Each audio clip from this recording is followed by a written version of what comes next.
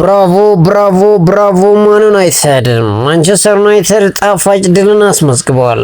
በ8ኛ ሳምንት ፕሪሚየር ሊግ በኦልድ ትራፎርድ ክሪስታል ፓላስን ያስተናገደው ማንቸስተር ዩናይትድ 2-1 ማሸነፍ ችሏል። የቀዮቹን ሰይጣኖች የማሸነፊያ ግቦች ብሩኖ ፈርናንዴዝ ቀዳሚውን ሲያስቆጥር፣ ቤንያሚን ሴስኮ ሁለተኛ ጎሉን ማስቆጠር ችሏል።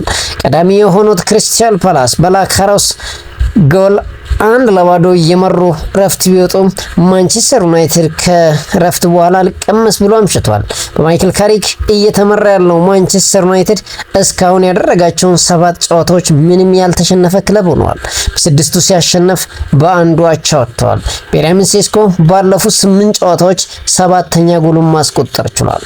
ማንቸስተር ዩናይትድ 2026 ከገባ በፕሪሚየር ሊጉ ምንም ያልተሸነፈ ብቸኛው እንግሊዝ ክለብ መሆን ችሏል። ማንቸስተር ዩናይትድ ማሸነፉን ተከትሎ ደረጃውን ወደ 3ኛ ከፍ ማድረግ ችሏል።